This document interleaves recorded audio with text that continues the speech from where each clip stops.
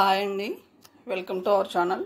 నేను ఇప్పుడు చదివి వినిపించబోయే కథ రుద్రరాజపురం పార్ట్ 6 చివరి భాగం చదవబోతున్నాను. పార్ట్ 5లో ఆస్ట్రోఫిజిక్స్ ప్రొఫెసర్ని కలవాలనుకుంటారు కృష్ణప్రసాద్ అలాగే వివేక్.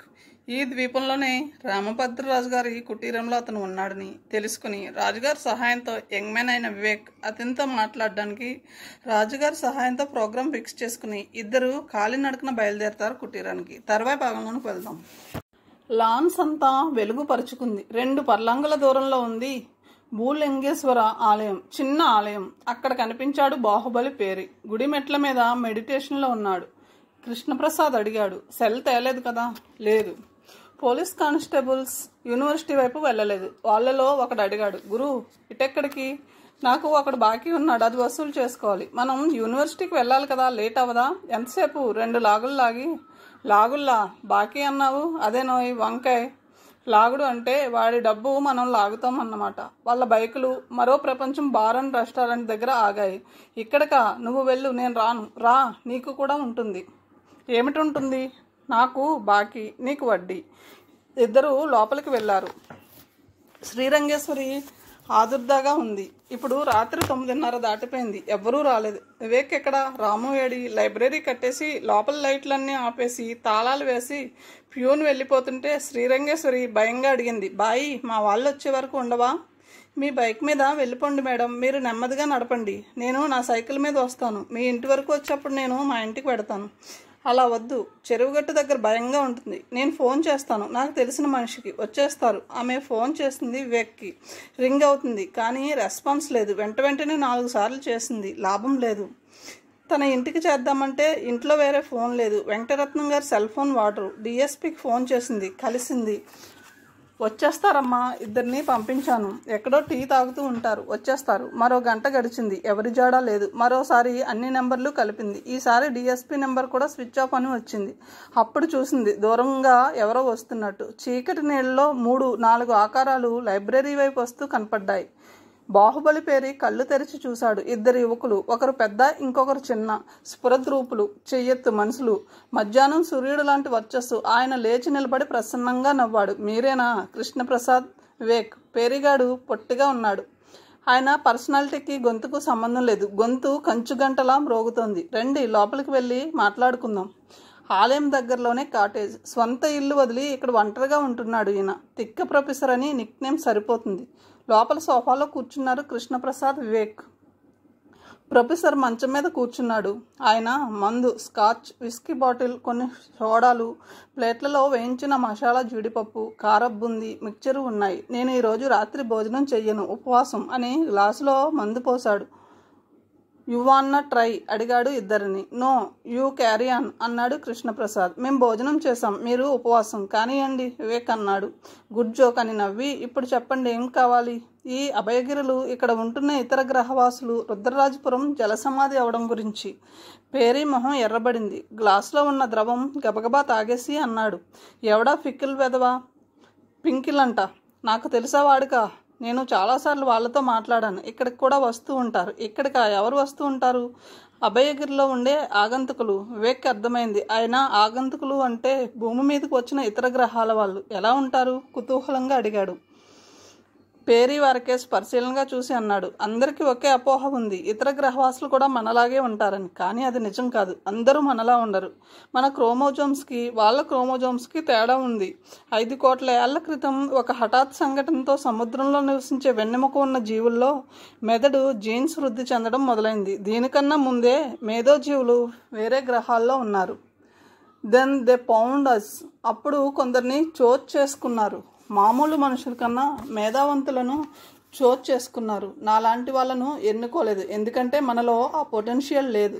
అందుకే అందరూ ఐన్స్టీన్లు కాలేదు, అందరూ న్యూటన్లు కాలేదు. అలా మొదలైన మానవ మేధస్సు పెరుగుతూ ఈ ప్రస్తుత దశకి చేరుకుంది. అగ్ని పుట్టడం దగ్గర నుంచి ఇప్పటి రోదసి ప్రయోగాల వరకు వాళ్ళ ప్రేరణే. పెన్సిలిన్ కనిపెట్టడం ఏదో యాక్సిడెంట్ అని కథలున్నాయి. అది యాక్సిడెంటల్ కాదు, వీళ్ళ ప్రేరణతో అలా జరిగింది. చాలా సంఘటనలు యాదృచ్ఛికంగా జరిగినట్టు అనిపించవచ్చు. అవన్నీ వారి ప్రోద్బలం వల్ల జరిగినవే. మనిషి రోదస్లో ప్రయాణించి చంద్రుణ్ణి చూసి వచ్చాడు. 4.5 రోజుల ప్రయాణం. కొన్ని గంటలు ఇటు అటుగా కాంతి వేగంతో వెడితే అది 3 సెకండ్ల కన్నా తక్కువే. ఎగిరే జీవాలు, ఈగ, దోమ ఎంత ఎత్తు ఎగరగలవు? వాటి వేగం ఎంత? అవి 20-30 మహా అయితే 40 అడుగుల కన్నా ఎక్కువ ఎత్తుకు ఎగరలేవు. వాటి వేగం పరిమితం. పక్షులు ఇంకా ఎత్తుకు ఎగరగలవు. ఈ అల్పజీవుల కన్నా ఎక్కువే. గద్ద 3-4 వేల అడుగుల ఎత్తు వరకు మాత్రమే ఎగరగలదు. చాలా అరుదుగా అవి ఇంకొంచెం పైకి పోగలవు. మనిషి జెట్ విమానంలో 45,000 అడుగుల ఎత్తున సరాసరి గంటకి 850 కిలోమీటర్లు వెళ్ళగలడు. రాకెట్లో దీనికి 4 రెట్ల వేగంతో చంద్రయానం 4.5 రోజుల్లో పూర్తయింది. ఇప్పుడు ఒక ప్రశ్న, ఈగతో పక్షులతో మన వేగాన్ని పోల్చగలమా? కుదరదు. హస్తిమసకాంతర భేదం. ఆ ఆగంతుకుల వేగంతో పోలిస్తే మనం ఈగలం, దోవలం. అది వాళ్ళకి మనకి ఉన్న పోలిక. అభయగిరిలో ఉన్నది ఎవరు? కృష్ణప్రసాద్ అడిగాడు. ఇక్కడికి రాకపోకలు జరిపే సిరియస్ గ్రహవాసులు. అంత దూరం నుంచి వీళ్ళు ఎలా వస్తారు? అంత దూరం నుంచి రావడానికి వీళ్ళకి ఎన్ని నెలలు పడుతుంది? వివేక్ ప్రశ్నకు ప్రొఫెసర్ మండిపడుతూ అన్నాడు. అదే మీ అందరితోనూ చిక్కు. కాల్పనిక సాహిత్యం నమ్మినంత సులువుగా మీరు వాస్తవాలు నమ్మరు. మీరు రోదసీ విజ్ఞానం bore. No jokes with me. మనం ఒక వేగం దాటితే మన ఎముకలు చూర్ణం అవుతాయి. వేగానికి అనుగుణంగా వాళ్ళు మారుతారు. వీళ్ళకి రోజులు నెలలు పట్టవు. మనం హైదరాబాద్ నుంచి విజయవాడకు వెళ్ళినంతసేపు పడుతుంది అక్కడ నుంచి ఇక్కడికి రావడానికి. వాళ్ళ వేగం అనూహ్యం, దాదాపు కాంతి వేగం. సారీ ప్రొఫెసర్, మేము మీ వద్దకు వచ్చింది మాకున్న సందేహాలు తీర్చుకోవడానికి. మేము జోక్స్ లైక్ చేయం. మనిషి ఎప్పటికీ కాంతి వేగాన్ని చేరుకోలేడని మన శాస్త్రజ్ఞుల వాదం. ఆ వేగంలో మనిషి పడిపడి అయితే భవిష్యత్తులో మనం అంత వేగాన్ని ఎలా సాధించగలం? కృష్ణప్రసాద్ అడిగాడు. ప్రొఫెసర్ నవ్వి అన్నాడు. కమ్మిన మేఘాలు ఒక్కసారిగా తొలగిపోయినట్టు అనిపించింది. ఒక మార్గం ఉంది ప్రసాద్. మనం కూడా మన శరీరాలను ఆటమైజ్ చేసుకోవాలి. ఇప్పుడు దృశ్యాలని, శబ్దాలని డిజిటైజ్ చేస్తున్నట్టు మన శరీరాలను ఆటమైజ్ చేసుకోవాలి. మన కాంతి వేగపు ప్రయాణం పూర్తి అయిన తర్వాత ఆటమైజ్ చేసుకోవాలి. అది సాధ్యమా? మన శరీరంలో 9 వ్యవస్థలు ఉన్నాయి. శ్వాసక్రియ, రక్త ప్రసరణ, జీర్ణక్రియ, వ్యర్థ పదార్థాల విసర్జన, నరాల వ్యవస్థ, ఎముకలు, చర్మం, లైంగిక వ్యవస్థ, కండరాల వ్యవస్థ, రోగనిరోధక వ్యవస్థ. ఇవన్నీ ఆటమైజ్ చేయవచ్చా? ప్రతి అవయవాన్ని కణాలు, అణువులు, పరమాణువులుగా చేయగలమా? అది సాధ్యమా అని కదూ మీ ప్రశ్న. గత శతాబ్దం మొదట్లో మనిషి పక్షిలాగా ఎగరలేడని, గాలి కన్నా బరువైన పదార్థం ఏది గాలిలో ఎగరలేదని గట్టిగా వాదించేవారు. ఇప్పుడు మన విదేశీ ప్రయాణాలు అన్నీ గాలిలోనే కదా. 150 ఏళ్ల క్రితం వరకు సముద్ర మార్గం గుండా లేదా భూమార్గంగా లండన్ చేరుకోవాలంటే 90 నుంచి 100 రోజులు పట్టేది. ఇప్పుడు 8 నుంచి 9 గంటలు చాలు. రైళ్లు మొదటి రోజుల్లో గంటకి 20 మైళ్ళు వెళ్తే అది మహావేగం. ఇప్పటి రైళ్లు 300 మైళ్ళ వేగాన్ని సాధించాయి. భవిష్యత్తులో మనం చంద్రుడి మీదకు ఒక అర నిమిషం లోపల చేరుకోవచ్చు. మానవులకి ఈ జీవులకి ముఖ్యమైన తేడా ఉంది. వీళ్ళందరూ అమార్పాస్ జీవులు. వీళ్ళకి ఒక నిర్దిష్టమైన రూపం లేదు. నీటికి లేదా ఏదైనా ద్రవానికి రూపం లేనట్టే వీళ్ళకి రూపం లేదు. ఏ రూపం కావాలంటే ఆ రూపం సంతరించుకోగలరు. వీళ్ళకి శరీరం పౌడర్ అయ్యే భయం లేదా? లేదు. నీటిలో 2 భాగాల హైడ్రోజన్, 1 భాగం ప్రాణవాయువు ఉంది. నీరుకి ఒక ప్రత్యేక గుణం ఉంది. అది గ్యాస్గా మారగలదు. అది ఘనరూపము పొందగలదు. కణాలను అణువులను పరమాణువులుగాను వీళ్ళు మార్చుకోగలరు. వీళ్ళు 100కి 100 పాళ్ళు జలం. మనలో 70% ద్రవరూపమే. అందుకే మనం ఆటమైజేషన్ టెక్నిక్ ఉపయోగించుకోవాలి. అలా మార్చుకుంటే మనకు కాంతి వేగం సాధ్యం. ప్రొఫెసర్ గారు, భవిష్యత్తులో కాంతి వేగం కాకపోయినా ఆ దరిదాపు వేగం మనిషి అందుకోవచ్చు. దానికి సిరియస్ గ్రహవాసులు మనకి వైజ్ఞానిక సహాయం అందించవచ్చు. జరిగిన సంఘటన వల్ల సిరియస్ వాసులు సాంకేతికంగా మనకన్నా ఎన్నో రెట్లు ముందున్నారని అనుకుందాం. మరి తరానా లాంటి ఆడపిల్లలను అపహరించడం ఎందుకు? మరికొందరికి లేఖలు రాయవలసిన అవసరం ఏమిటి? You are found, you are chosen అంటే అర్థం ఇందాక మీరు చెప్పిన కారణమేనా? హైమవతి నది మీద వంతెన ఎందుకు కట్టనివ్వడం లేదు? ప్రొఫెసర్ పేరి మరి ఒక పెగ్గు తాగి చెప్పాడు. కృష్ణప్రసాద్, నా క్లాసులో 30 నుంచి 40 మంది విద్యార్థులు ఉంటారు. నేను అందరికీ ఒకే పాఠం చెప్తాను. ఆ మందిలో 10% మందికి నా పాఠం క్షుణ్ణంగా అర్థమవుతుంది. మిగిలిన వాళ్ళలో 60% మందికి 2-3 సార్లు టెక్స్ట్ బుక్స్ చదివితే కానీ అర్థం కాదు. మరి మిగిలిన వాళ్ళలో సగం మందికి అతి కష్టం మీద అర్థమవుతుంది. మిగిలిన వాళ్ళకి ఎప్పటికీ అర్థం కాదు. అది వాళ్ళ మేధోశక్తి. ఇది దేవుడిచ్చిన శక్తి అంతే. దీనికి కారణాలు లేవు. ఇంకో వర్గం ఉంది. నేను చెప్పిన పాఠం ఒకటైతే వాళ్ళు దాని అర్థం ఇంకొకటిగా తీసుకుని కొత్త సిద్ధాంతాలు ప్రతిపాదిస్తారు. ఇదో కోణం. అయితే యూఆర్ ఫౌండ్ అంటే టాప్ ఐక్యూ ఉన్న వాళ్ళని వాళ్ళ ల్యాబ్లో జెనెటిక్ మాడిఫికేషన్ చేస్తారు. అందమైన యువతలే కాదు. ప్రొఫెసర్ పేరి నవ్వుతూ అన్నాడు. మరో ప్రాణికి జన్మ ఇవ్వగలిగింది వాళ్ళే.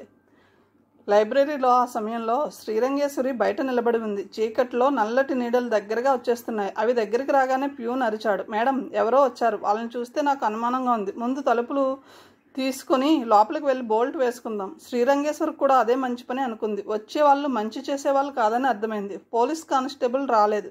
వివేక్ ఫోన్ నుంచి జవాబు లేదు. తరానాని ఎత్తుకుపోయింది వీళ్ళేనా? గబగబా తలుపు తీసి లోపలికి వెళ్ళారు ఆ ఇద్దరు. కానీ అప్పటికే ఆలస్యమైంది.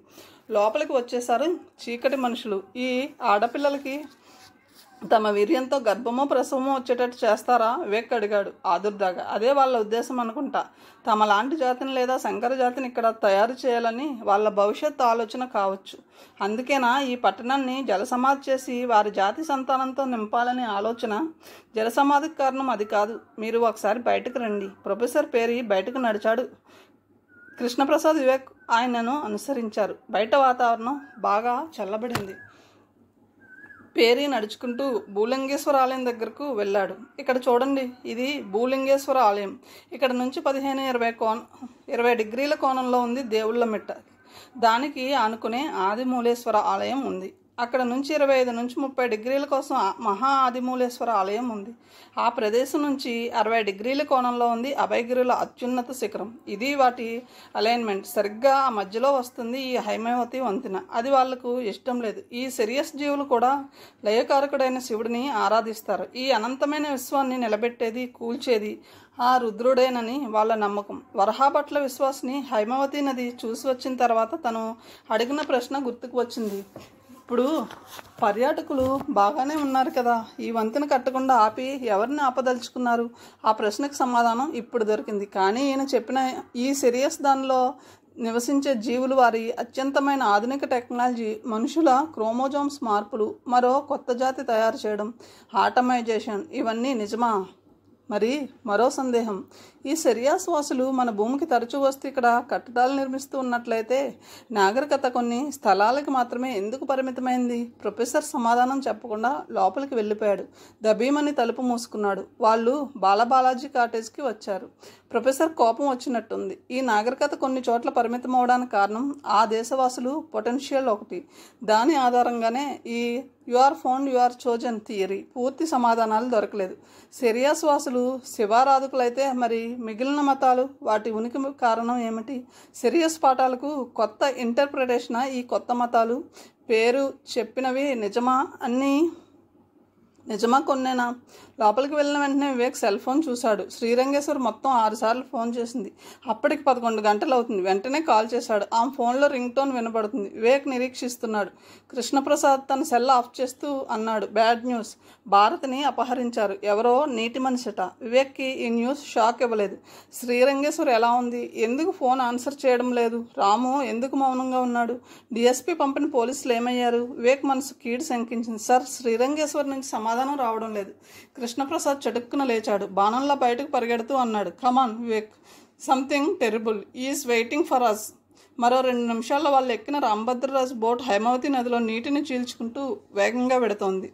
పడవ దిగి పరుగు పెట్టారు కృష్ణప్రసాద్, వివేక్. రుద్రరాజపురం నిద్రలోకి జారుకుంటుంది. మరో ప్రపంచం. బారన్ రెస్టారెంట్ దగ్గర ఒక ట్యాక్సీ ఆగింది.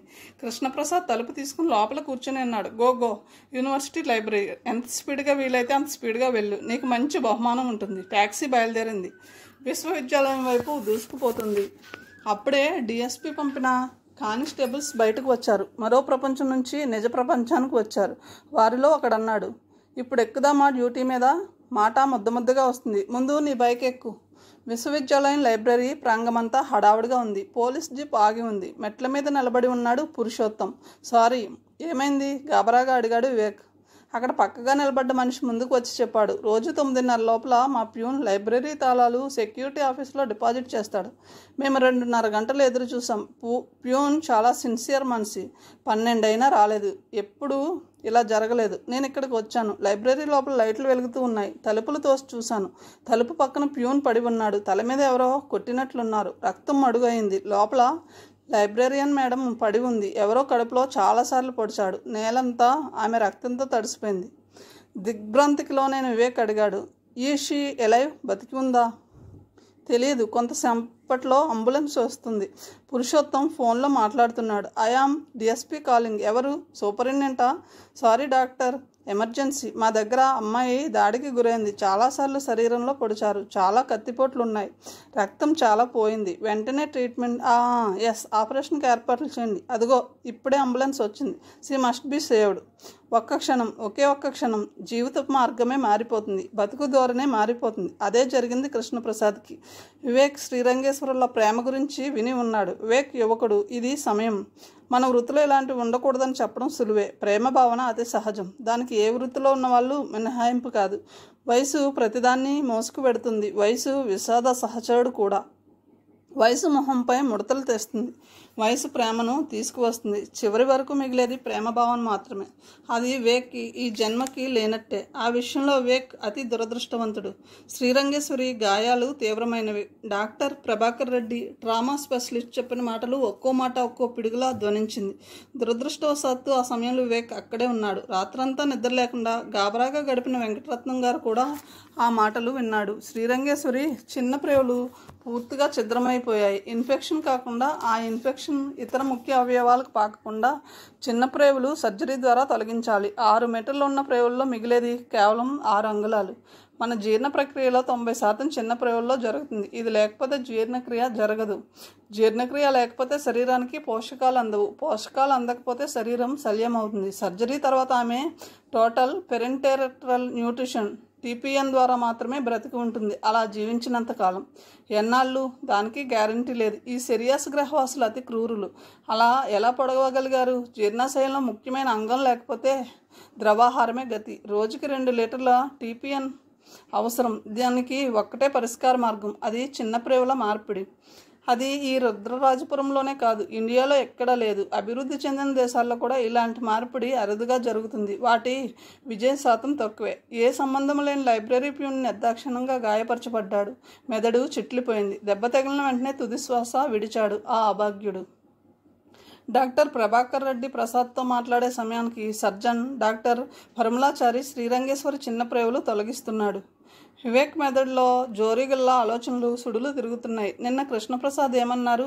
రుద్రరాజపురం జల సమాధి గురించి. దానికి, తరానాకి, భారతికి, శ్రీరంగేశ్వరికి సంబంధాలు ఏమిటి అని అడిగినప్పుడు ఇవి 2 వేర్వేరు కాదు, ఒకదాంతో ఇంకొకటి ముడిపడి ఉన్నాయి. దానికి ఇద్దరిని చంపడం ఎందుకు? ఈ హత్యల వల్ల సాధించింది ఏమిటి? సాంకేతికంగా మాత్రమే శ్రీరంగేశ్వరి బతికి ఉంది. స్పృహ లేదు. ఆమె కోమాలోకి వెళ్ళిపోయే ప్రమాదం ఉంది. అది ఎంత దీర్ఘకాలమో తెలియదు. లైబ్రరీ ప్యూన్ ప్రాణం పోగొట్టుకున్నాడు. శ్రీరంగేశ్వరిని పూర్తిగా చంపలేదు. అయినా ప్రయోజనం ఏమిటి? 1000 వెసుపు గుండు సూదులు మనసులో దిగబడ్డట్టు బాధ. వివేక్కి బాహ్య స్పృహ పోయింది. యాంత్రికంగా తింటున్నాడు, తిరుగుతున్నాడు. శ్రీరంగేశ్వరి ఐసీయూలో ఉంది. ఆపరేషన్ తర్వాత ఆమె శరీరాన్నంతా ఆక్టోపస్ టెంటకల్స్లా వైర్లు ఆమెను పట్టి ఉంచాయి. అవి ఆమెను చంపుతున్నాయా, బ్రతికిస్తున్నాయా? అప్పుడు అక్కడికి వచ్చిన కృష్ణప్రసాద్తో గద్గద స్వరంతో అన్నాడు, సార్, నేను ఇంకా పని చెయ్యలేను, నన్ను వదిలేయండి. కృష్ణప్రసాద్ మనసు కల్లోల సముద్రంలాగా ఉంది. వివేక్ ఇలా అయిపోయాడని అనూషకి ఎలా చెప్పాలి? ప్రభు రియాక్షన్ ఎలా ఉంటుంది? ఆర్నవ్ ఈ విషాద వార్త విని ఎలా తట్టుకుంటాడు? వివేక్, అలాగే చేద్దాం. ముందు మనం మస్తాన్ సాబ్ ఇంటికి వెళ్ళాలి. వివేక్ గిల్టీగా ఫీల్ అయ్యాడు. తను ఏం చేయగలిగాడు? తరానాన్ని కాపాడలేకపోయాడు. భారతి కూడా ఇప్పుడు లేదు. కూతురు దూరమైన వెంకటరత్నం గారి పరిస్థితి ఏమిటి? పాపం. రుద్రగారి అందాల కుమార్తె ఎలా వెళ్ళిపోయింది? వెళుతూ వెళుతూ నీరు అని రాసిపోయింది. బాహుబలి పేరు చెప్పినవి జరుగుతున్నాయి. అన్యమనస్కంగానే కృష్ణప్రసాద్తో బయలుదేరాడు వివేక్. మస్తాన్ గారింటి సందులో టాక్సీ ఆగింది. నడుచుకుంటూ ముందుకు వెళ్లారు. మస్తాన్ పూర్తిగా కుంగిపోయాడు. సాదిక్ ఏడుస్తున్నాడు. అమీన్ కనపడలేదు. నేనేమీ చేయలేకపోయాను, నన్ను మన్నించండి అని మస్తాన్ చేతులు పట్టుకుని అన్నాడు దుఃఖంతో వణుకుతున్న గొంతుకుతో. కుల్లుమన్ అలాహే పానిన్ వయబ్కా ఖజూరహా రబ్బిన్ జులా జులావాల్ ఇక్రామ్. మస్తాన్ సాబ్ అరబ్బీ భాషలో ఏదో చెబుతున్నాడు. కృష్ణప్రసాద్ మస్తాన్ దగ్గరగా వచ్చాడు. మేమేమీ చేయలేకపోయాం. తరానా దొరకలేదు. ఇప్పుడు అమీన్ కూడా మిమ్మల్ని విడిచిపోయాడు. వివేక్ కోడా దెబ్బ తిన్నవాడిలా అదిరిపడ్డాడు. అమీన్కి ఏమైంది? కొత్తగా ఇదేమిటి? లోపల నుంచి తరానా తల్లి రోదన హృదయ విదారకంగా ఉంది. 4 రోజుల క్రితం వరకు బంగారు వాకట ముందు నిలిచిన ఆ కుటుంబం ఇప్పుడు శ్మశానంలో ఉన్నట్టుగా ఉంది. భూమి మీద ఏమీ శాశ్వతం కాదు. గౌరవానికి మహత్తుకి ప్రతీక అయిన భగవంతుని రూపమే గోచరిస్తుంది. మస్తాన్ మాటలు లీలగా వినపడుతున్నాయి. అవే మస్తాన్ అన్న శ్లోకం అర్థం కావచ్చు. సార్, అమీన్కి ఏమైంది? నిన్న రాత్రి శ్రీరంగేశ్వరిని కాపాడే ప్రయత్నంలో అమీన్ బలి అయ్యాడు. అమీన్ అడ్డు రాకపోతే ఆమె ఇంతవరకు బతికి ఉండేది కాదు. అమీన్ లైబ్రరీలో peon. A man of courage. బాగా చదువుకోవాలని, కుటుంబాన్ని పైకి తీసుకురావాలని అనుకున్న యువ ప్రాణం అర్ధాంతరంగా రాలిపోయింది. వివేక్ బయటకు వస్తుంటే సాది కరుపులు వినిపిస్తున్నాయి. మన కులంలో సంగీతము అవి పనికిరావని చెప్పాను. తరాన తప్పిపోయింది. ఇప్పుడు అమీన్ ప్రాణాలే పోగొట్టుకున్నాడు. అందుకే అనేది కులానికి వ్యతిరేకంగా వెళ్ళకూడదని. మస్తాన్ సాబ్ ఏదో చెబుతున్నాడు. నువ్వు ప్రార్థన చేయకపోవడం వల్ల ఇలా జరిగింది. విధిగా 5 సార్లు ప్రార్థన చేయాలి. చేసావా నువ్వు? నీకు ప్రార్థన ఎలా చేస్తారో తెలుసా? అందుకే దేవుడికి కోపం వచ్చింది. ఆ తర్వాత మాటలు వినపడలేదు. డిఎస్పీ పురుషోత్తం ముమ్మరంగా ప్రయత్నాలు చేస్తున్నాడు. శ్రీరంగేశ్వరిని విదేశాలకు పంపి ఆమెకు మంచి చికిత్స ఇప్పించాలి. డీజీపీ ఊరిలో లేడు. సీఎం బహుదూరపు బాటసారి ప్రోగ్రాంలో ఉన్నాడు. ఆయనతో వెళ్ళాడు. డీజీపీ పిఏ అన్నాడు, మీరు నాకు చెప్పండి, అర్జెంట్ అయితే చెప్తాను. ఆయన ఇప్పుడు దొరకరు. పురుషోత్తం శ్రీరంగేశ్వరి పరిస్థితి చెప్పి అన్నాడు. వెంటనే బాస్కు చెప్పండి. ఆయన సీఎంతో మాట్లాడితే ఆమె ప్రాణం నిలబడుతుంది. అందుకు పిఏ అన్నాడు, టైం చూసి చెబుతాను. ఆ టైం రాలేదు. ఎదురు చూస్తూ ఉన్నాడు పురుషోత్తం. వెంకటరత్నం గారు శిలారూపం ధరించిన వెంకటేశ్వర స్వామిలా మౌనంగా ఉన్నారు. ఆయనకు తెలుసు జరగబోయేది. ఒక్కగానొక్క బిడ్డ. మళ్ళీ శ్రీరంగేశ్వరి కనపడదు. ఉన్న మంచానికే పరిమితమైన జీవితం. పంచకావ్య సదం శ్రీరంగేశ్వరి ఒకటే పరిస్థితుల్లో ఉన్నారు. ఇక వివేక్ లేడు. సూర్యాంశ్ లేడు. ఎవ్వరూ లేరు. ఇక ఏమీ అక్కర్లేదు. కృష్ణప్రసాద్ ఆయన్ను చూడడం ఇదే మొదటిసారి. మీరు శ్రీరంగేశ్వరి మా ఇంటికి వచ్చినప్పుడు నేను లేను. ఏమీ చేయలేకపోయినందుకు బాధగా ఉంది అన్నాడు. వెంకటరత్నం గారికి తెలుసు ఆర్నవ్ కృష్ణప్రసాద్ కొడుకుని. వాడు శ్రీరంగేశ్వరిని సొంత తల్లిలా అభిమానిస్తున్నాడని. మాతా నాస్తి, పితా నాస్తి, అర్థం నాస్తి, గృహం నాస్తి, నాస్తి నాస్తి, సర్వం నాస్తి ఆయన నిర్వేదంగా అంటూ ఉంటే వివేక్ ఒక విషయం అర్థమైంది. అతని ప్రశ్నకి సమాధానం దొరికింది. సంతోషాలు పలు రకాలు, దుఃఖం ఒకటే. పూలు అనేక రకాలు, సూత్రం ఒకటే. మస్తాన్ గారు చెప్పినది, వెంకటరత్నం గారు చెప్పినది ఒకటే. లోకమే అశాశ్వతం, దేవుడు ఒక్కడే శాశ్వతం. శరీరశ్వాసులు శివ ఆరాధకులైతే మరి మిగిలిన మతాలు, వాటి ఉనికికి కారణం ఏమిటి? దానికి సమాధానం దొరికింది. పూల రకాలు, పరిమళాలు, అందాలు వేరే. మతమనే మాలలో ఉండేది ఒక దారం ఆధారంగానే. అప్పుడు ఒక నిశ్చయానికి వచ్చాడు. ఇంకా ఆశ ఉంది. తరాన భారతి దొరకవచ్చు. పైకి ఆకాశం వైపు చూసి గట్టిగా అరిచాడు, నువ్వుంటే నాకు మార్గం చూపించు. అప్పుడు గుండెలు బద్దలయ్యేటట్టు ఏడ్చాడు. ఆనకట్ట పగిలినట్టు, చెలియలి కట్ట దాటి ఉప్పెన వచ్చినట్టు కన్నీరు ఉప్పొంగింది. పొగిలి పొగిలి ఏడ్చాడు. అందరూ బాగుండాలి, ఈశ్వరి బతకాలి. అప్పుడే ఆపరేషన్ థియేటర్ నుంచి తీసుకువచ్చారు శ్రీరంగేశ్వరిని.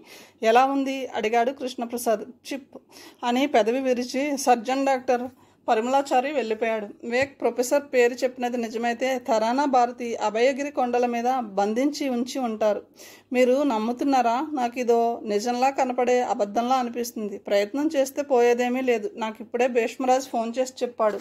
శ్రీరంగేశ్వరిని విదేశాలకు పంపడానికి కేంద్ర ప్రభుత్వం నిర్ణయించింది. ఇక్కడ చిన్న ప్రేవుల మార్పిడి జరగడం కుదరదని తెలుసు.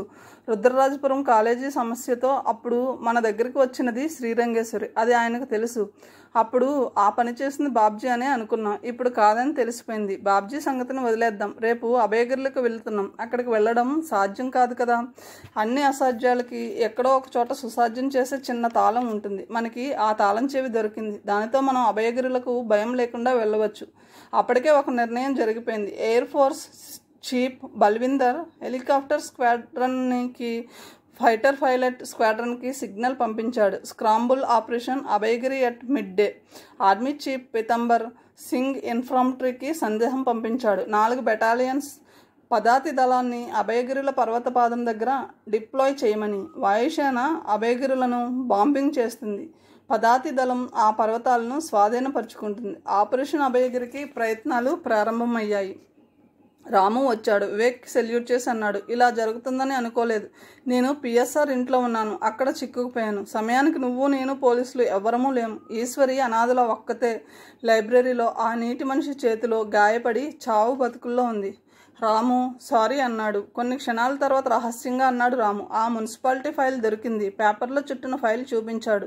ముదురు నీలం రంగు ఫైల్, బంగారు రంగులో ఉన్న టేప్తో కట్టి ఉంటుంది. దాన్ని ఒక ప్రత్యేక కవర్లో పెట్టి ఉంచారు. ఆ కవర్ పైన నల్లటి పెద్ద తేలుబొమ్మ ఉంది. మొదటి పేజీలో ఆపరేషన్ స్కార్పియో అని నల్లటి బ్లాక్ అక్షరాలతో ఉంది. చూడగానే వివేక్ ఆశ్చర్యానికి గురయ్యాడు.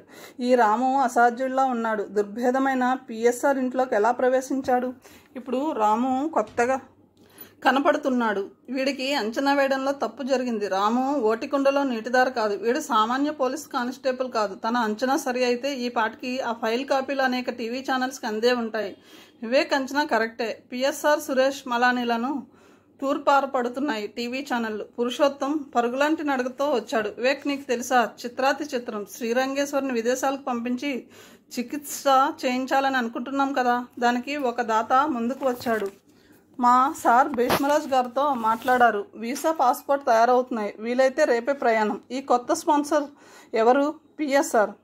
అన్ని విషాదాలకి మూల కారణం శ్రీరంగేశ్వరి మీద దాడికి, పంచకావ్య సదన్ భూముల మీద కేసు వేయించడానికి కారణభూతుడు, రుద్రరాజపురం సాంస్కృతిక సంపద మీద విషం కక్కిన మలానీతో చేతులు కలిపిన తోడు దొంగ, బార్లు, జోద గృహాలు, వ్యభిచార గృహాలు నడిపే నీతిమాలిన వ్యాపారవేత్త పిఎస్ఆర్ శ్రీరంగేశ్వరి చికిత్స కోసం సహాయం చేస్తానన్నాడా? మంది మార్బలంతో పిఎస్ఆర్ హాస్పిటల్లోకి వస్తూ కనిపించాడు. మెడ కనపడకుండా మఫ్లర్ కట్టుకున్నాడు.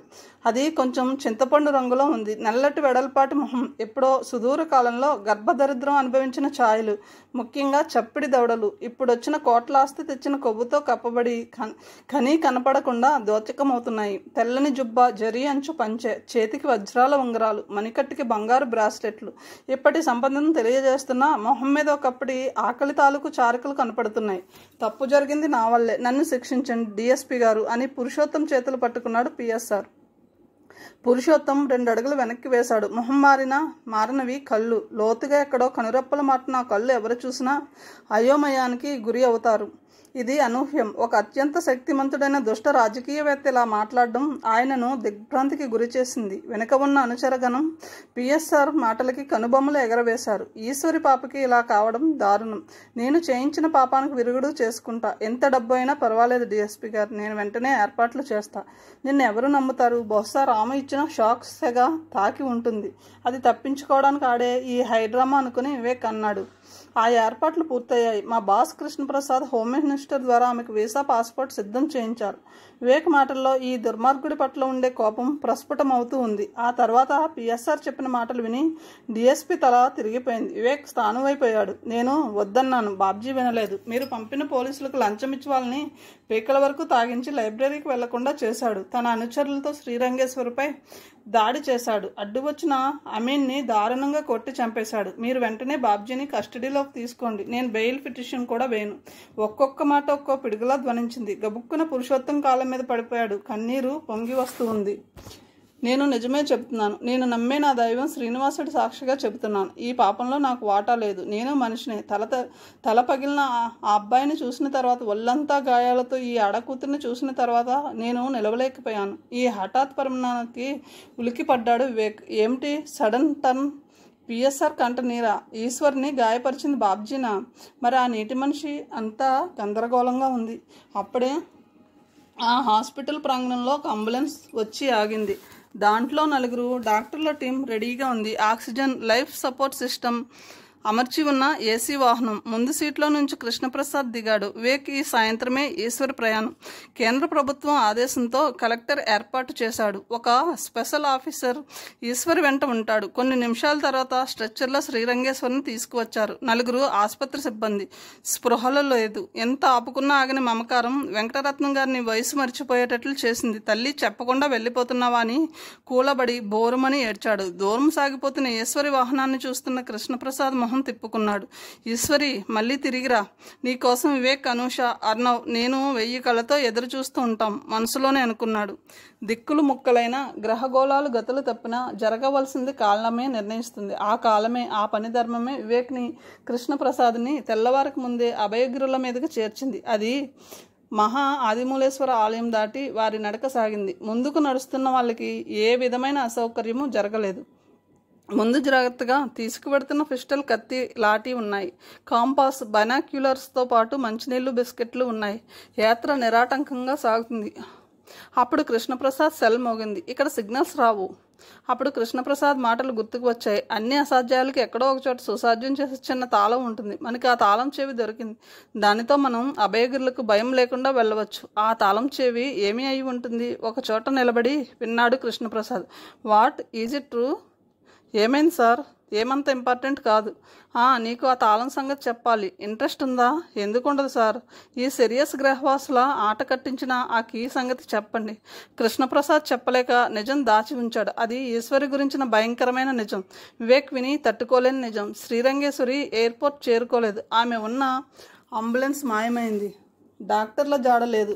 రుద్రరాజపురం పొలిమేరల్లో ఎవరో రైతు చూశాడట. ఒక నీటిబొట్టు వాహనానికి ఎదురుగా వచ్చిందట. ఆ వాహనం ఆ తర్వాత కనపడలేదు. సిరియస్ వాసులు ఖచ్చితంగా మనకన్నా శక్తివంతులు, తెలివైన వాళ్ళు. వాళ్ళను మన ఆయుధాలు ఏమీ చేయలేవు. ఏ విషయంలోనూ మనం వారితో పోటీ పడలేం. అయితే వాళ్ళకి ఉంది ఒక అకిలిస్ హీల్. అది ఒక రకం మొక్క.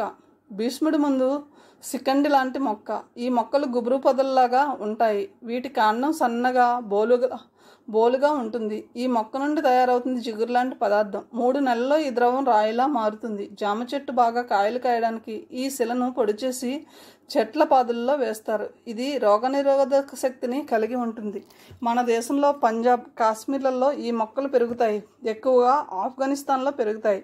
ఈ జిగురు పచ్చిగా ఉన్నప్పుడు ఘాటైన గంధక వాసన కలిగి ఉంటుంది. దీని శాస్త్రీయ నామం ఫెరులా అసఫోటిడా.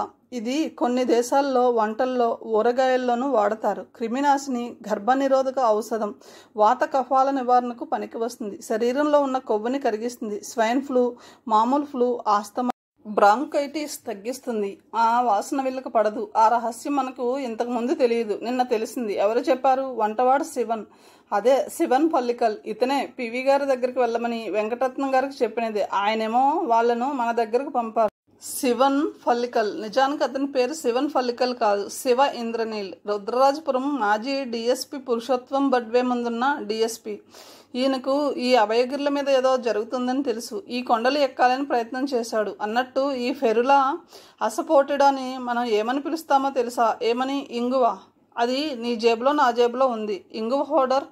అది మనకు యాంటీడోట్లా పనిచేస్తుంది. ఈ పర్వతాల మీద శ్రీరంగేశ్వర వాహనం ఎయిర్పోర్ట్ చేరలేదని, మధ్యలో మాయమైందని వివేక్ చెప్పకపోవడమే మంచిది. కొండ మీద ఉన్నప్పుడు కొన్ని విషయాలు చెప్పకూడదు. అందుకే ఈ ఫెరులా అసఫోటిడా గురించి ఇంత ఉపోద్ఘాతం. ఆపరేషన్ అభయ గురించి కూడా వివేక్కి తెలియదు. కృష్ణప్రసాద్, వివేక్ అభయగిరి కొండ శిఖరం దగ్గరకు చేరుకున్నారు. ఏ విధమైన అడ్డంకి లేదు. శిఖరం మీద నుండి ఓ గుహ కనిపిస్తుంది. తెల్లటి మేఘాలు కొండ మీద గుహ పైభాగాన తేలుతూ వెళుతున్నాయి. కొండ కింద ఏటవాళ్ళలో ఉంది ఆ గుహ. అదే సిరియస్ వాసుల ఆవాసం. బ్రహ్మాండమైన రాక్షసి నోరులా కొండ గుహ నోరు తెరుచుకుని ఉంది. తలుపులు, ద్వారబంధాలు లేవు. ఎవరి కాపలా లేదు. మేఘాలు వాళ్ళ గుండా కదులుతూ ముందుకు వెళుతున్నాయి. ఆ గుహలో ప్రవేశించారు. వెచ్చటి గాలి వారిని ఆహ్వానించింది. చిరువెచ్చటి గాలి. చల్లటి ఆ ప్రదేశంలో పైనున్న రూఫ్ 100 అడుగుల పైనే ఉంటుంది. ఇంకా ముందుకు వెళ్లారు. దేదీప్యమానమైన కాంతులు. ఎక్కడా దీపాల జాడ లేదు. లోపల విశాలమైన గదులు. నీటి బిందువుల ఆకారంలో ఒక వాహనం చుట్టూ కొన్ని ఆకారాలు ఉన్నాయి. అది కాంతి వేగంతో ప్రయాణించే వాహనం. చక్కని సువాసన ఆ ప్రాంతమంతా వ్యాపించింది. మల్లెల, గులాబీల, సన్నజాజుల సౌరభం. అప్పుడు వినిపించింది ఒక స్వరం, అచ్చమైన తెలుగులో. మాకు తెలుసు కృష్ణప్రసాద్ ఇక్కడికి రాగలడని. ఖాళీ నీటి కుండలో దార పడుతున్నట్టుందా స్వరం. బాహుబలి పేరి తనకి జరిగిన అవమానం మర్చిపోలేదు. నువ్వే లిమిట్లో ఉండు. నువ్వు చెప్పేవి సత్యదూరాలు. ఇక్కడికి ప్లేన్లో వచ్చి లగ్జరీ హోటల్లో ఉంటూ పడి తింటూ పోచుకోలు కబుర్లు చెప్పకు. చూస్తూ ఉండు. నీకు దిమ్మ తిరిగిపోయేటట్టు చేస్తా. అలా చేయకపోతే నా పేరు బాహుబలి పేరు కాదు. పెంకిల్ కోపంతో ఊగిపోతూ బాహుబలి చెంప మీద ఒక్కటిచ్చాడు. పెంకిల్ కూడా మర్చిపోలేదు బాహుబలి పేరుని. తన వీసా గడువుని, ప్రయాణాన్ని మరో 2 వారాలు వాయిదా వేసుకున్నాడు. రుద్రరాజపురం వచ్చాడు. ప్రొఫెసర్ బాహుబలి గురించి వాకప్ చేశాడు. రాంభద్రరాజు ద్వీపంలో ఉన్నట్టు తెలిసింది. పెంకిల్ తనతో పాటు తన దేశం నుంచి 10 మంది టీంని రప్పించాడు. వాళ్ళంతా ఇంజనీర్స్. వాళ్ళ లక్ష్యం హైమావతి వంతెన మీద కట్టిన స్తంభాలను కోసి చూపెట్టడం. వాళ్ళు అవసరమైన యంత్రాలను రుద్రరాజపురానికి ముందే పంపించారు. కసి. ఈ పొట్టి ప్రొఫెసర్ గారిని మట్టి కురిపించాలి, నోరు మోయించాలి. అది పింకిల్ లక్ష్యం. పింకిల్ సవాల్కి బాహుబలి పేరు సై అన్నాడు. పేరు వెనక్కి తగ్గే రకం కాదు. పడవల్లో బయలుదేరారు. వంతెన స్తంభాల దగ్గర పని మొదలైంది.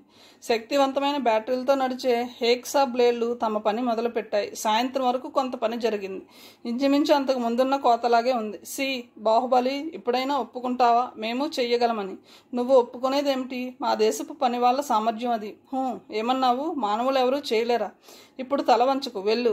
ఓకే పింకిల్, ఇది వాళ్ళు ఒక్క క్షణంలో చేస్తారు. నువ్వు నీ 10 మంది రోజంతా పనిచేసినా ఆ పనితనం రాలేదు, సగం పని కూడా కాలేదు. అయినా నేను ఒప్పుకుంటున్నాను. ఎప్పుడు తిరిగి వెళ్ళిపోతున్నారు మీరు మీ దేశానికి? మళ్ళీ వారం. అప్పుడే మా ఫ్లైట్ బుక్ అయింది. ఈ లోపల మీ ఫారిన్ అఫైర్స్ మినిస్టర్ని కలుసుకోవాలి, పని ఉంది. అవును, మీకు అది తప్పదు, పని ఉన్నా లేకపోయినా. ఎందుకంటే మీకు మళ్ళీ వీసాలు కావాలి. మీరు మీ పాస్పోర్ట్ల ప్రకారం మా దేశంలో ఇప్పుడు మీరంతా ఇల్లీగల్గా ఉంటున్నారు. వాట్ నాన్సెన్సా గోన్సెన్సా? హోటల్కి వెళ్ళి నీ వాళ్ళ పాస్పోర్ట్లు చూసుకో, చెక్ చేసుకో. వాటి ప్రకారం మీరు మీ దేశం ఎప్పుడో వెళ్ళిపోయారు. వాటి మీద ఇమిగ్రేషన్ స్టాంప్ మా దేశానిది ఉంటుంది. అదే సమయంలో మరో ఫ్లైట్లో మీరు దిగినట్టు ఇమిగ్రేషన్ స్టాంప్ మీ దేశానిది ఉంటుంది. చూసుకో వెళ్ళి. అదెలా సాధ్యం? మేము ఎక్కడికి వెళ్ళలేదు. 2 వారాలుగా ఇక్కడే ఉన్నాం. ఇప్పుడే హోటల్కి వెళ్ళి చూసుకుంటాం. అలా లేకపోతే మళ్ళీ నీ దగ్గరికి వస్తాం, నీ తాట తీస్తాం.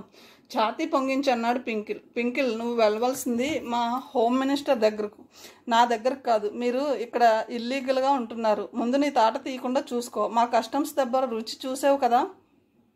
నమ్మకం కుదరకపోయినా పింకిల్ గబగబా హోటల్కి వెళ్ళి తన పాస్పోర్ట్ చూసుకున్నాడు. ఇండియా నుంచి వెళ్ళినట్టు ఇమిగ్రేషన్ స్టాంప్ వేసి ఉంది. అదే రోజు కొన్ని నిమిషాల్లో తమ దేశం చేరినట్టు ఇమిగ్రేషన్ స్టాంప్ కూడా ఉంది. అది చూసిన పింకిల్ జుట్టు పీక్కుంటూ అరిచాడు. ఇదెలా సాధ్యం? ఒకటే రోజు, ఇక్కడ అక్కడ కొద్ది నిమిషాల తేడాతో ఎవరైనా ఎలా ఉండగలరు? ఏం మాయ ఇది? పేరీ, యు ఆర్ ఇన్క్రెడిబుల్. బాహుబలి తిరిగి వెళ్ళేసరికి రాము అక్కడ కూర్చుని ఉన్నాడు. మాకు కొన్ని అలర్జీలు ఉన్నాయి. దానిలో ఈ ఫెరులా అసఫోటిడా ఒకటి.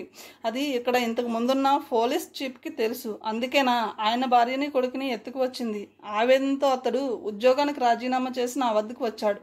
తన భార్యని, సంతానాన్ని రక్షించమని అడిగాడు. డిప్రెషన్లో ఉన్న అతన్ని నా దగ్గరే ఉంచుకున్నాను. ఈ ఫెరులా అసఫోటిడా గురించి నిన్ననే యాదృచ్ఛికంగా తెలిసింది.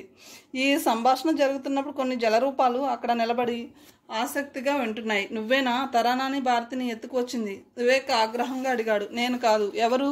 నీకు బాగా తెలిసినవాడే. వాడు శ్రీరంగేశ్వరిని తీసుకురావడానికి ఒప్పుకోలేదు. లేకపోయి ఉంటే ఆమె ఇక్కడ సురక్షితంగా ఉండేది. బాహుబలి రాము కేసు చూసి అన్నాడు. రాము, నమ్మిన వాళ్ళని దిమ్మ తిరిగేలా చేశావు. పింకిల్కి నీ సంగతి తెలియదు, తెలిసినా అర్థం కాదు. వాడి దేశానికి నువ్వు వెళ్ళి రావడం, అది ఒకే రోజులో. వాడు జీర్ణించుకోలేడు. పిఎస్ఆర్ ఇంట్లో ఫైల్ బయట పెట్టావు. అది చేసినా నీకు ఇదో లెక్క.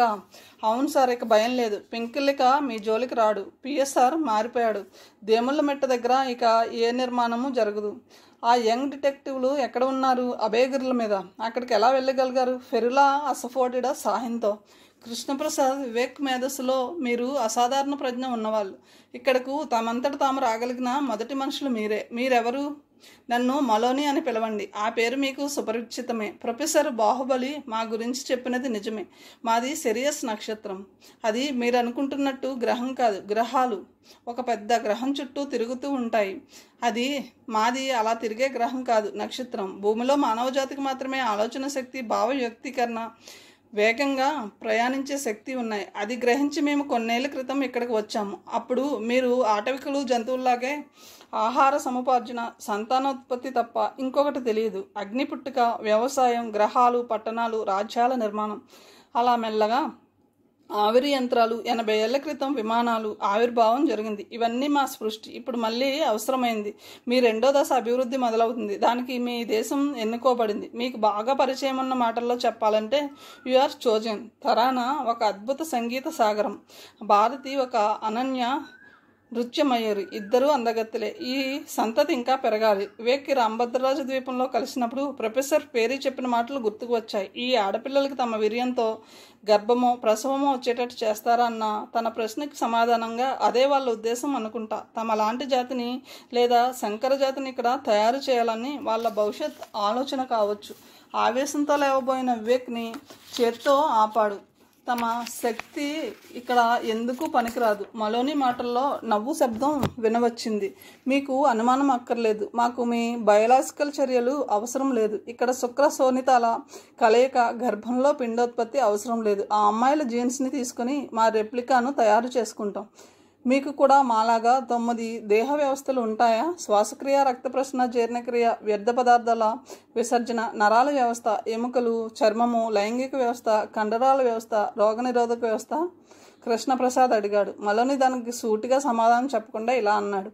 ఒక నోరు లేని జంతువుకు సామవేదం గురించి చెప్పగలరా? మలోని మాటల్లో ఎన్నో అర్థాలు. మా దేహ వ్యవస్థ గురించి మీరు తెలుసుకోగలిగిన తెలివితేటలు మీకు ఉన్నాయా అనా? మరి మీరు కాకపోతే శ్రీరంగేశ్వరిని ఎవరు పొడిచాడు? అమీన్ని ఎవరు చంపారు? అది మేము చేసినది కాదు. మీ జాతిలో మా భూమిని నింపేయాలని రుద్రరాజపురాన్ని జలసమాధి చేయాలనుకోవడం దారుణం కదా. కాదు, మా ఉద్దేశం అది కాదు. రుద్రరాజపురం మాకు ఇష్టమే, కానీ మీరు ఈ పర్వతాన్ని పేల్చివేయాలని అనుకోలేదా? కృష్ణప్రసాద్, నువ్వు వచ్చే ముందు భీష్మరాజు మాట్లాడలేదా? ఈ పర్వతాన్ని టన్నెల కొద్దీ మాకు నచ్చని ఫెరువుల అసఫోడిటతో నింపేయాలని, మీ వాయుసేనతో మెగా టన్నుల కొద్దీ పేలుడు చేయాలని మీరు ప్లాన్ చేశారు కదా. మా శక్తి మేము గొప్పగా చెప్పుకోం. మీరు నాతో రండి, మీకే అర్థమవుతుంది. మలోని ముందుకు కదిలాడు. గుహలో ఎన్నో గదులు, ఒక్కొక్క గదిలో 10ల కొద్దీ మనుషులు. వాళ్ళంతా ఏదో పని చేస్తూ ఉన్నారు. కొందరు చదువుతున్నారు. వైద్యులు, చిత్రకారులు, సంగీత వాద్యకారులు నృత్య విద్య నేర్పిస్తూ గానం చేస్తూ పూర్తిగా వారి వారి పనుల్లో నిమగ్నమై ఉన్నారు. వాళ్ళు బయటకు వచ్చారు. నీలాకాశం అక్కడ అందంగా నిర్మలంగా కనపడుతోంది. క్రీడా మైదానాల్లో రకరకాల క్రీడల అభ్యాసం జరుగుతుంది. కొన్ని ఫర్లాంగుల దూరం నడిచిన తర్వాత వారికి పచ్చటి పంట పొలాలు కనిపించాయి. అనేక దేశ విదేశీ పంటలు, పండ్ల తోటలు. మలోని మొదలుపెట్టాడు. ప్రసాద్, ఈ పంటలకు నీరు అక్కర్లేదు. మీలా ప్రతి సంవత్సరం వానల కోసం ఎదురుచూపులు అక్కర్లేదు. అది మా టెక్నాలజీ. మీరు మీ శక్తిని ఉపయోగించవలసింది మా మీద కాదు, మీ భవిష్యత్తు మీద. ఇప్పుడు మీ దేశ జనాభా దగ్గరగా 122 కోట్లు. ఈ ఒక్క దేశ జనాభా 6 దేశాల జనాభాకి సమానం. Bharat, America plus Indonesia plus Brazil plus Pakistan plus Bangladesh plus Japan. మీకు సరైన ఇంధన వనరులు లేవు, సరైన తిండి లేదు, వైద్య సదుపాయాలు లేవు. ఇంకో 30 ఏళ్ళలో మీ జనాభా 160 కోట్లు దాటిపోతుంది. వీళ్ళందరినీ ఎలా పోషిస్తారు? ఎన్ని స్కూల్స్ ఏర్పాటు చేస్తారు? ఎలాంటి వైద్య సదుపాయాలు చేస్తారు? మీలో ఎవ్వరూ ఆలోచించరు. మీలో మీరు కొమ్ముకు చావడమే. ఇంతమంది వృధాగా జీవితాలు గడుపుతూ ఉంటే మేము మీ దేశాన్ని, దానిలో కొంతమంది మనుషుల్ని చేసుకున్నాం. వారు ఇక్కడ శాశ్వతంగా ఉండరు. ఇక్కడ ట్రైనింగ్ అయిన తర్వాత మళ్ళీ మీ జనంలో కలుస్తారు. వారు మీ జీవితాలను మారుస్తారు. అందరికీ ఆహారం, వైద్యం, మంచి జీవితం ఇవ్వడానికి కృషి చేస్తారు. అవాక్కై చూస్తున్న కృష్ణప్రసాద్ వివేక్లను మలోని ఒక దగ్గరకు తీసుకువెళ్ళాడు. అక్కడ అద్దాల తలుపుల వెనుక ఆపరేషన్ థియేటర్లా ఉంది. కొందరు డాక్టర్ యూనిఫామ్లో ఉన్న వాళ్ళు ఆపరేషన్ చేస్తున్నారు. ఈమెను నిన్న తీసుకువచ్చాం. చావు బతుకుల్లో ఉంది. ఆమె వయసులో ఉన్న స్త్రీ కొన్ని గంటలు దాటితే చనిపోయి ఉండేది. ఈమె కూడా తరానా భారతిల్లాగే హై ఐక్యూ ఉన్నది. ఆమె శరీరం నుంచి ఒక అంగం సృష్టి చేశాం. అది ఆమెకు అమరుస్తున్నారు డాక్టర్లు. మీ వాళ్ళే మా పర్యవేక్షణలో పనిచేస్తున్నారు. మీ దగ్గర ఈ ఆపరేషన్ జరగడం లేదు. అధిక శాతం అపజయం పొందుతున్నాయి. ఇక్కడ ఆమె సురక్షితం. ఈ ఆపరేషన్ తర్వాత ఆమెకు మామూలు ఆరోగ్యం కొన్ని గంటల్లోనే సాధ్యం. ఎవరు ఆ స్త్రీ? కుతూహలంగా అడిగాడు వివేక్. మలోని చెప్పిన మాట విని తుల్లిపడ్డాడు. నిజమా? అవును, ఆమె జీన్స్ రెప్లికాతోనే ఆమె చిన్న ప్రేవులు తయారు చేశాం. ఆపరేషన్ పూర్తయిన తర్వాత ఆమె శుభ్రంగా నడవగలదు. ఇన్ఫెక్షన్లు ఉండవు. ధమనుల ద్వారా జీవద్రవాలు పంపే అవసరం లేదు. మీ దగ్గరలో లాగా నెలల తరబడి హాస్పిటల్లో ఉండవలసిన పని లేదు. దూరంగా ఇండియన్ ఎయిర్ ఫోర్స్ హెలికాప్టర్లు, జెట్ విమానాల శబ్దం వినపడింది. త్వరగా జరుగుతున్న సంఘటనలు వివేక్ మెదడు అందుకోలేకపోతుంది. శ్రీరంగేశ్వరి ఆపరేషన్ విదేశాల్లో జరగాలి కదా. ఆమె ఇక్కడకు ఎప్పుడు వచ్చింది? ఎలా వచ్చింది? కృష్ణప్రసాద్ భీష్మరాజుతో ఫోన్లో మాట్లాడాడు. తప్పు జరిగింది. ఆపరేషన్ అభయగిరి ఆపేయండి. కొన్ని నిమిషాల తర్వాత విమానాల శబ్దం దూరంగా వెళ్ళిపోయింది. అదో మ్యారేజ్ ఫంక్షన్. తరానా అద్భుతంగా పాడింది. భారతి హృదయంగా నృత్యం చేసింది. ఫోటోలు, వీడియోలు అంతా హడావుడిగా ఉంది. కన్యాదాత స్థానంలో వెంకటరత్నం గారు. అప్పుడే వివేక్ చెవి దగ్గర శబ్దం వినపడింది. సార్, వివాహ శుభాభినందనలు. ఓటికుండలో నీటిదార గొంతు. రాము, మా దగ్గరే ఉంటూ ఎంత పని చేశావు? మేడమ్ని తీసుకువెళ్లకుండా ఆపాను. మీరిద్దరూ లవర్స్ అని తెలిసి. శ్రీరంగేశ్వరిని తీసుకువెళ్ళి ఉంటే బాబ్జీ కత్తిపోట్లు ఉండేవి కావు.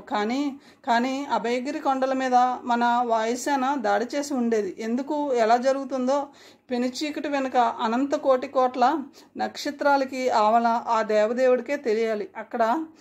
అడ్డుకుంటున్న ఆర్నవ్ అడిగాడు పెళ్లి కూతుర్ని. పిన్ని, ఎవరితను? ఈయనెవరు? శ్రీరంగేశ్వరి నవ్వుతూ చెప్పింది. ఈయన పేరు రాము. రాత్రి చలిలో నీటిలో స్నానం చేస్తాడు. పక్కనే వివేక్ అందుకున్నాడు. రాము కాదు, రోమ.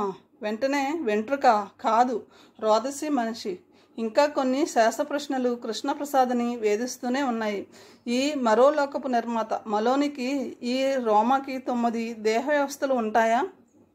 శ్వాసక్రియ, రక్త ప్రసరణ, జీర్ణక్రియ, వ్యర్థ పదార్థాల విసర్జన, నరాల వ్యవస్థ, ఎముకలు, చర్మము, లైంగిక వ్యవస్థ, కండరాల వ్యవస్థ, రోగ నిరోధక వ్యవస్థ. వీళ్ళకి ఆహార సేవనం, నిద్రా సౌఖ్యం, సంసార సౌఖ్యం ఉంటాయా? వీటికి సమాధానం బాహుబలి పేరు కూడా ఇవ్వలేకపోవచ్చు. ఆయన మనసులో ముళ్ళులా ఒక వ్యధ ఉంది. అమీన్ మరణం ఎందుకు? ఈ మలోని భూమి పొరల్లో ఉన్న అమీన్ని వెలికితీసి ప్రాణం పోయగలడా? అది సాధ్యమో కాదో కాలమే నిర్ణయిస్తుంది. శుభం. కథ సమాప్తం అండి. తిరిగి మరొక మంచి కథతో కలుద్దాం. Thank you.